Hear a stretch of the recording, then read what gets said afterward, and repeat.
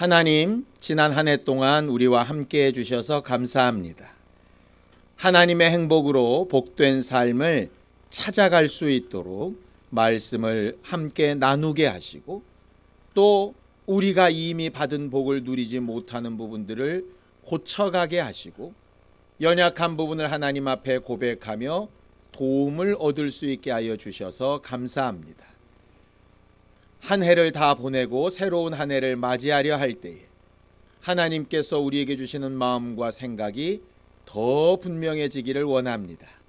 말씀을 나눌 때 우리에게 하시는 주의 음성을 듣게 하여 주시고, 우리가 정말 하나님의 뜻 안에서 영도, 육체도, 마음도, 생각도, 환경도, 형편도 다 하나님을 경험해가는 귀한 심령들이 될 수 있게 도와주시옵소서.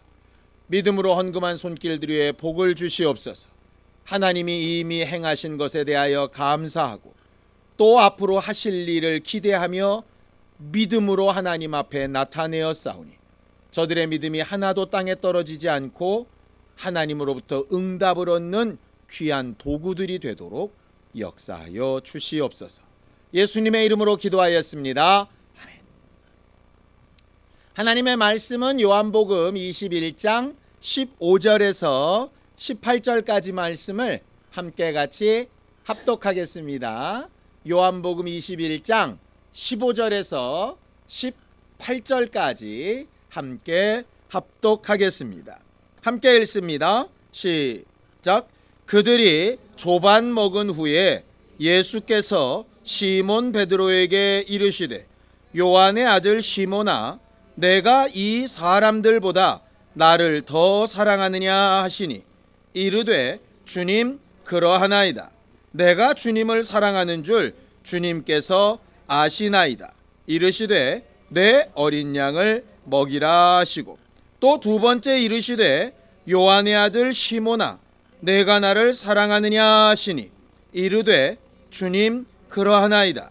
내가 주님을 사랑하는 줄 주님께서 아시나이다.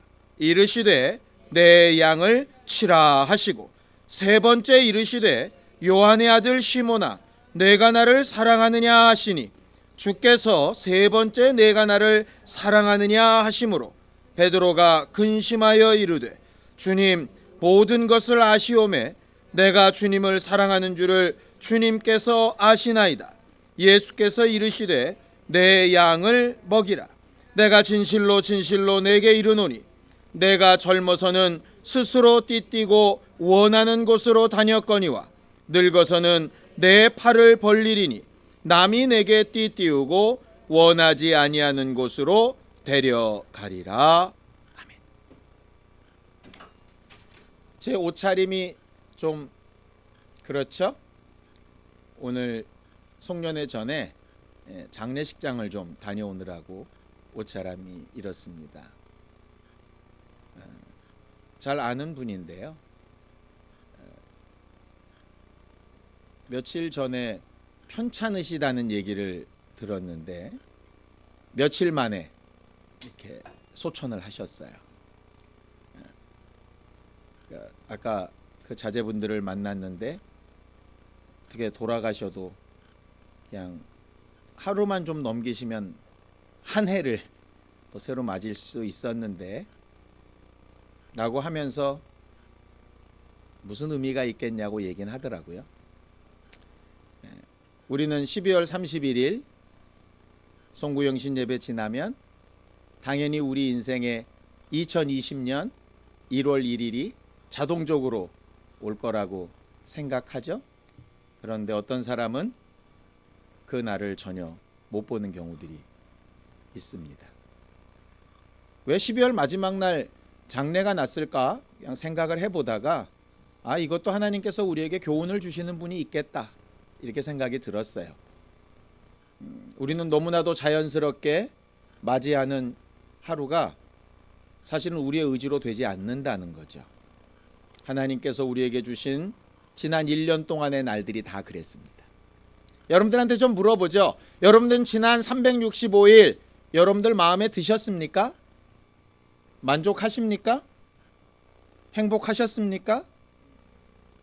여러분들은 여러분들이 지나온 시간들 중에 만족하는 날과 불만스러운 날, 칭찬할 만한 날과 스스로 생각해도 용납이 안 되는 날, 어느 쪽이 훨씬 더 많으신가요? 신기하게도 우리가 분명히 좋고 감사하고 멋진 날들이 되게 많았거든요. 근데 이렇게 한 해를 되돌아볼 때 보면 대부분 그렇게 좋고 멋진 날이 기억나기보다는 후회스럽고 실수였고 뭐 이런 날들이 잘 기억에 남더라고요. 새해에 우리는 하나님을 경험하는 거룩한 삶이라고 하는 주제로 말씀을 계속 나눌 겁니다. 기도를 하다가 어떻게 하나님을 경험하는 삶을 우리가 깨닫고 알 수 있을까 생각하던 과정 가운데 성경에 나타난 사람들 얘기를 좀 해야 되겠다 라고 생각이 들었어요. 이럴 때 저도 여러분들한테 이런 말을 드릴 수 있으면 참 멋진 목사일 것 같습니다. 기도했더니 하나님이 귀에다가 음성으로 들려주셨습니다. 누구에 대해서 설교를 해라. 뭐 이런 간증을 제가 할 수 있으면 좀 멋져 보일 것 같은데 그런 건 아니에요. 그냥 하나님을 경험한다라는 게 뭐지? 라고 생각을 하다 보니까 또 똑같이 몇 장 몇 절에 뭐로 돼 있고 몇 장 몇 절에 뭐로 돼 있고 하나님이 뭐라 말씀하셨고 이런 말씀으로도 충분히 가르칠 수 있겠으나 그냥 그것 말고 하나님을 직접 만난 사람들 얘기를 하면 도리어 좀 쉽지 않을까? 이런 생각이 좀 들었습니다.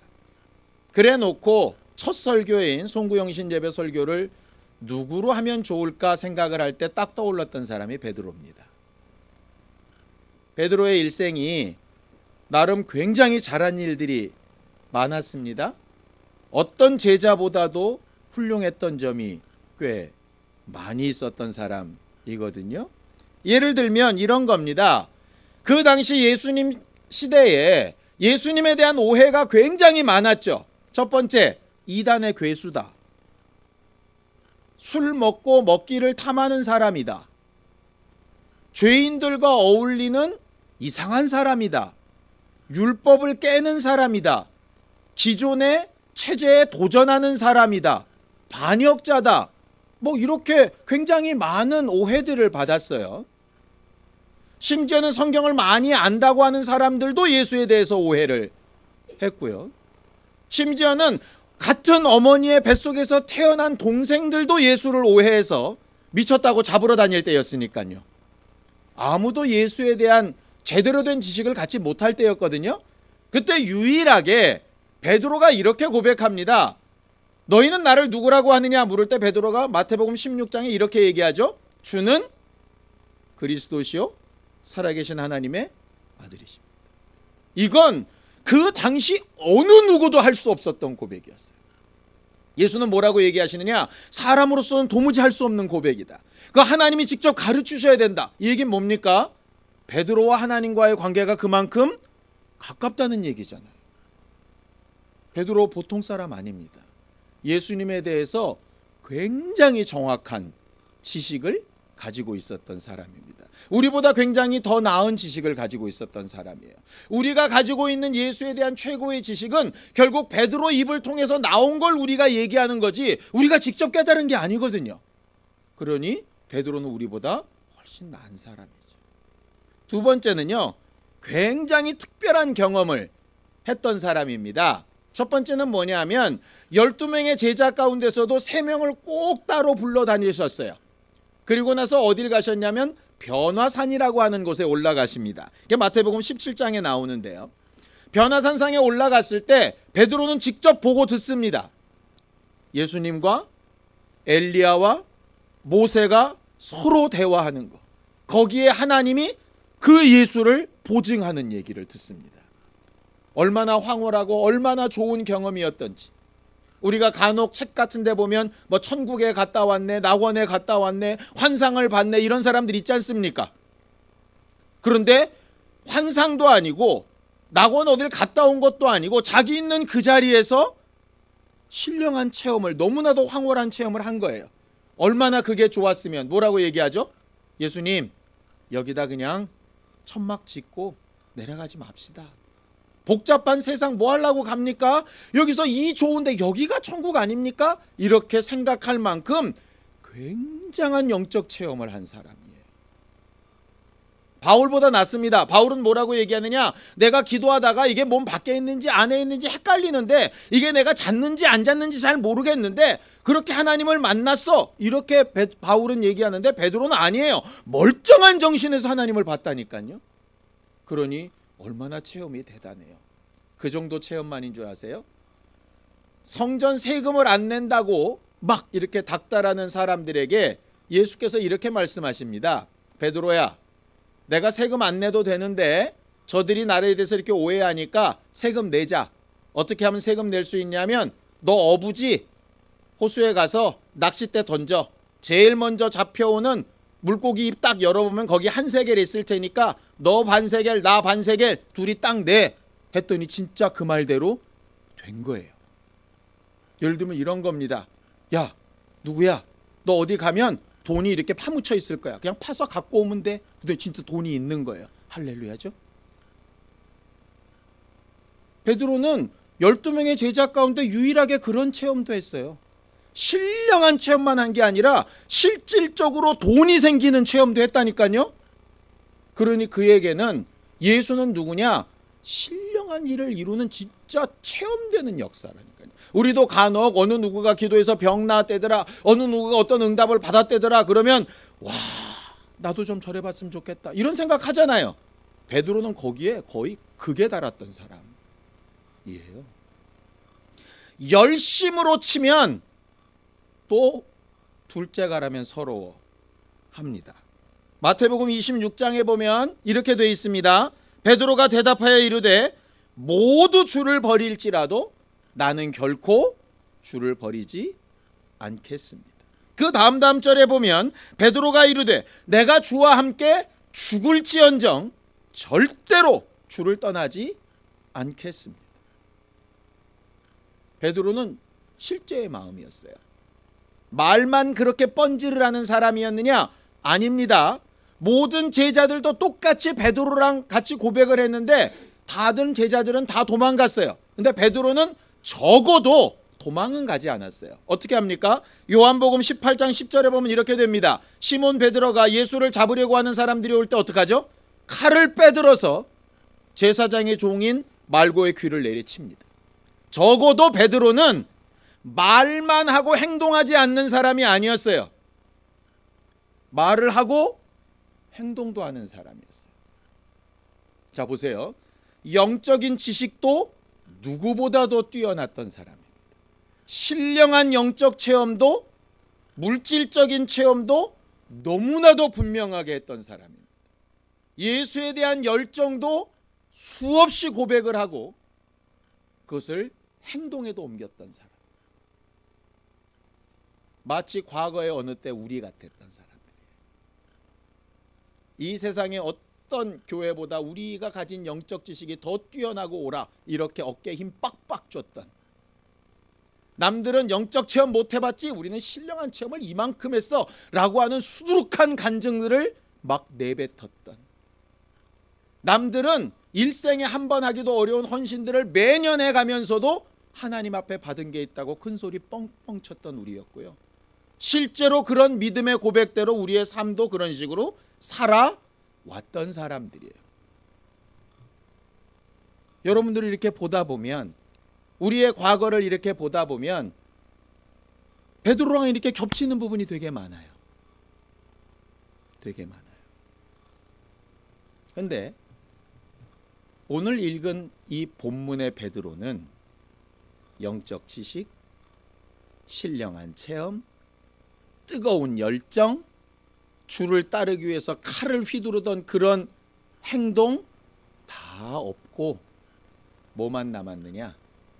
낙심, 실망, 자기가 지금까지 해왔던 것에 대한 후회, 그게 정말 믿음이 맞았나 하는 그런 혼란스러움, 이런 거에 빠져 있습니다.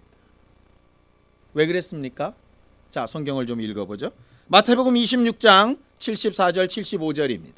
함께 읽습니다. 시작. 그가 저주하며 맹세하여 이르되 나는 그 사람을 알지 못하노라 하니 곧 닭이 울더라.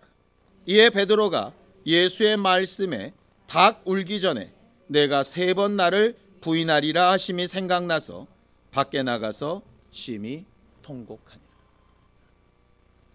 그가 가지고 있었던 굉장히 신령하고 정확한 영적 지식이 막상 삶의 자리에 딱 가니까 예수가 내 구주라고 고백할 수 없는 상황이 되어버립니다. 모르지 않습니다. 가슴에 뜨겁습니다. 그런데 막상 삶의 자리에 가서는 예수가 내 구주라는 얘기를 못하는 거예요. 왜? 죽을까 봐. 두려워서. 망할까 봐. 우리랑 비슷하지 않습니까? 수많이 체험했던 그 많은 이적들이 현실의 어려움으로 확 다가오니까 과거의 체험은 어느 한때의 추억이고요. 지금은 그냥 하루하루가 허덕이는 거예요. 예수 앞에서 그렇게 애타게 고백하고 부흥회 가고 수련회 가고 집회 때마다 소리 지르고 주를 위하여 죽겠노라고 그렇게 애썼던 사람들이 정작 삶의 문제 앞에 다 무너져 버립니다. 한동안은 열정도 있었죠. 그런데 그 열정도 나 혼자 열심히 뛰다 보니까 지쳐가지고요. 아무것도 할 수가 없어요. 무슨 생각에 빠지냐? 내가 과연 하나님을 믿기는 하는 사람일까? 나는 예수를 알기는 아는 사람인가? 예수가 나를 사랑하시기는 하나? 구원은 정말 받았을까? 내가 도대체 교회는 왜 다니고 있는 거지? 베드로 상태가 그랬어요. 그런 베드로 앞에 오늘 나타나신 예수께서 얘기하시는 겁니다. 야, 너 어떻게 그럴 수가 있냐? 네가 그동안 받은 지식이 얼마고, 네가 체험한 은혜가 얼마고, 네가 내 앞에서 그렇게 애타게 소리 질렀던 결심들은 다 어디 가고, 그렇게 펄펄 날뛰었던 그 열정들은 다 어디다 팔아먹고 왜 이러고 있냐? 라고 책망하실만 한데 예수는 한마디도 그런 얘기를 안 하시는 거예요. 뭐 하고 있냐? 왜 이러고 있냐? 그때 왜 그랬냐? 왜 이것밖에 안 되냐? 답답해 죽겠다. 한마디를 안 하시네. 딱 한 가지만 물으십니다. 베드로야, 너 나 사랑하냐? 그 다음 말씀이 더 기가 막힙니다. 그거면 됐다. 그거면 됐다. 내 양을 먹이라, 내 양을 쳐라. 거기에 사람들이 많이 포인트를 맞추는데요. 그게 사실 포인트가 아니에요. 예수의 포인트는 이거예요. 너 진짜 나 사랑하냐? 예전처럼 펄펄 뛰지 않아도 지금 사랑하고 있으면 그거면 됐다. 예전처럼 그렇게 막 열정적이지 않아도 나를 사랑하고 있으면 그거면 됐어. 무슨 생각이 들었냐면요, 하나님을 경험한다는 게 뭘까 생각을 하다가 이런 생각이 들었습니다. 베드로는 예수가 죄인들을 끊임없이 용서하시는 분이라고 알았을까요? 몰랐을까요? 알았죠. 왜냐면 예수께서 뭐라고 얘기하십니까? 네 형제가 7번씩 70번이라도 와서 회개하면 용서해 줘라 그러셨어요. 그러니 지식적으로는 어떻게 알고 있느냐? 예수는 무슨 죄를 지어도 얼마든지 회개하면 용서하시는 분이야 알고 있어요. 그런데 지금 회개합니까? 못합니까? 예수를 맞닥뜨렸을 때 베드로에 비해서 회개 안 나와요. 왜? 지식이 행동을 못 이끌어내거든요. 지금 지식까지 가지 맙시다. 경험으로만 봅시다. 가늠하다 잡힌 여자 잡혀왔을 때 예수께서 뭐라 그러시죠? 나도 너를 정죄하지 않겠다. 그런데 베드로가 자기 문제에서 그걸 적용을 못 시키는 거예요. 예수가 그렇게 하신 경험을 알아요. 예수가 하신 말씀을 알아요. 그런데 문제는 뭐냐? 자기 삶에 적용을 못 시켜요. 그러니까 예수 앞에서 고개를 못 드는 거예요. 베드로는 언제 예수를 경험했냐? 분명히 말씀을 들었을 때에도 경험했다고 생각했고, 가늠하다 잡힌 여자의 사건 앞에서도 예수를 경험했다고 생각했는데, 진짜 경험은 언제 하느냐? 이때 하는 거예요. 용서하시는 예수가 글로 써 있는 게 아니고요, 어떤 사람의 사건에 있는 일이 아니고요, 내게 있을 때 비로소 경험이 돼요. 예수께서 베드로에게 요구하셨던 것 딱 한 개입니다. 실수할 수 있고, 낙심할 수 있고, 심지어 어떤 때 목에 칼이 들어오면 나를 부인할 수 있을지도 몰라. 그런데 정말 네가 나를 사랑하는 마음은 진짜니? 이렇게 물으십니다. 주일 예배를 못 나올 수도 있어요. 성경 내용을 잘 모를 수도 있고요. 이게 좀 내가 도대체 신앙으로 사는 건지 안 사는 건지 헷갈릴 때가 있을 수도 있어요. 뭐 괜찮아요. 중요한 건 예수를 정말 사랑하고 있는가 하는 거예요. 예수가 원하시는 건 그거예요. 그거면 얼마든지 어디서든지 예수를 다시 경험할 수 있어요. 다시 경험할 수 있어요. 과거의 상황을 의지하고, 자기가 해왔던 논리를 의지하고, 과거의 경험을 주장하고, 이러면 누구처럼 되느냐? 가룟유다처럼 되는 거예요. 자기가 과거의 자신과 지금 현재를 비교해 볼 때 자기 스스로를 용서를 못하는 거예요.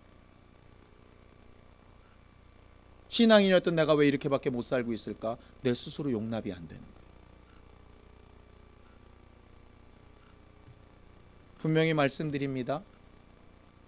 예수는 여러분들이 잘못했다고 야단치시는 분도 아니고, 왜 그렇게밖에 못했냐고 닥달하시는 분도 아닙니다. 여러분들의 부모는, 여러분들의 아내나 남편은 그렇게 할지 몰라도 예수는 그렇게 하지 않으십니다. 딱 하나만 물으십니다.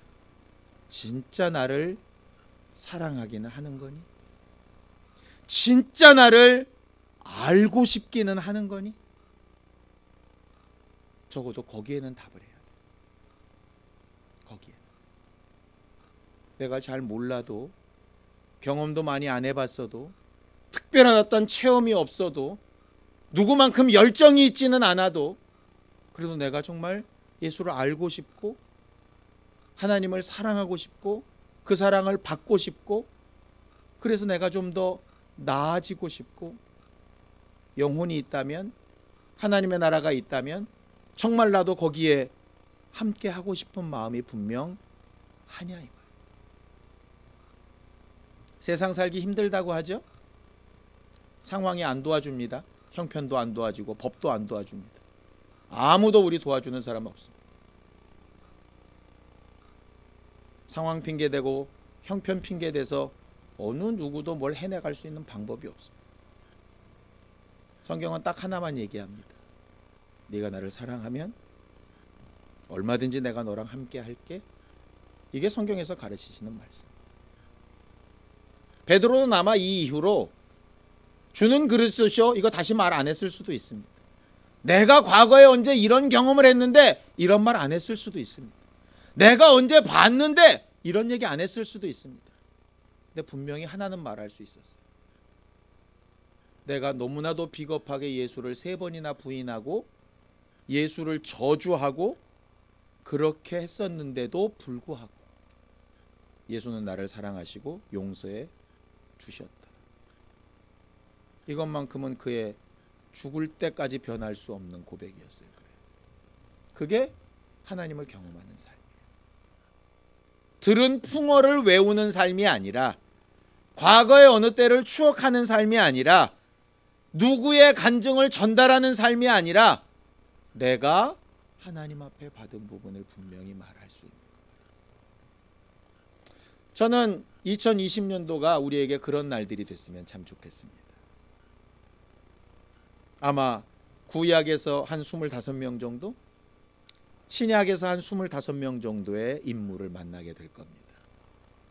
어떤 인물은 우리랑 저랑 상관없는 것 같을 때도 있을 테고, 어떤 인물은 정말 우리의 삶과 굉장히 유사하다고 느낄 때가 있을지도 모르겠습니다. 어떤 날일지 모르지만 그들이 만났던 그 하나님이 여러분들의 삶에도 똑같이 만나지게 되기를 예수님의 이름으로 축원합니다. 그래서 여러분들이 언젠가 여러분들 스스로를 용납하기 어려울 만큼 답답하고 힘들고 낙심될 때에도 예수께서 여러분들을 향하여 물으시는 단 한마디 말, 너희가 정말 나를 사랑하긴 하니? 라고 물으시는 말에 제대로 답할 수 있는 우리 모두가 되었으면 참 좋겠습니다. 예수께서 그렇게 사랑을 고백하는 베드로에게 마지막 이렇게 얘기하십니다. 지금까지는 네가 뭔가 할 수 있어서, 네가 뭔가 할 수 있다고 생각해서 네 스스로 띠뛰고 다녔지만 이제는 남이 띠띠우고 네가 원치 아니하는 부분에라도 옳은 부분이라면 끌고 가게 될 거야. 네가 할 수 있어서 하는 일이 아니라 할 수 없어도 하게 하시고 하기 싫어도 하게 하시는 부분으로 하나님은 진짜 이런 분이구나 라고 말하게 될 거예요. 그게 예수께서 베드로에게 마지막 하고 싶으셨던 말씀이었어요. 어찌 보면 3년 동안 가르쳤던 수많은 진리나 지식이나 경험은 바로 이 말씀을 하시기 위해서 하셨던 것일 수도 있어요. 마치 구약 39권의 율법이 예수 오시는 일을 위해서 필요했던 것처럼 말이죠. 아마 우리가 지금까지 살아왔던 신앙생활이 2020년도에 우리가 정말 경험하는 한 가지 한 건의 사건을 위해서 아마 존재하는 예고편이었을 수도 있어요. 낙심하지 맙시다. 스스로 포기하지도 말고 스스로를 정죄하지도 말고 여기까지 인도하신 하나님이 나를 어떻게 가장 좋은 길로 인도하실지 기대하고 소망해 볼 수 있는 새해가 됐으면 참 좋겠습니다.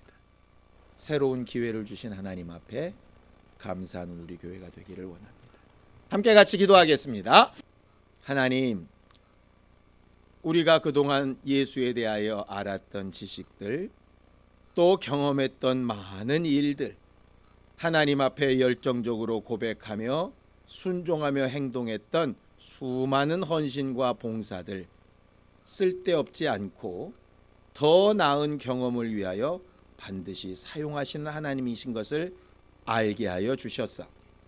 새로운 기회에 더 장성한 자의 믿음처럼 성장해가며 하나님을 사랑하는 그 마음과 생각이 변질되지 아니하고 하나님을 우리 더 가까이 체험할 수 있는 귀한 기회를 잃어버리지 않고 성취하는 신령한 사람들이 다 되도록 우리 모두를 도와주시옵소서. 예수님의 이름으로 기도하였습니다. 아멘. 이제는 우리 주 예수 그리스도의 은혜와 하나님 아버지의 극진하신 사랑과 성령님의 감동하시고 함께 하시는 분명한 증거가 새로운 기회를 주심에 감사하는 우리 모두 위에 이제로부터 영원까지 함께 있을지어다. 아멘.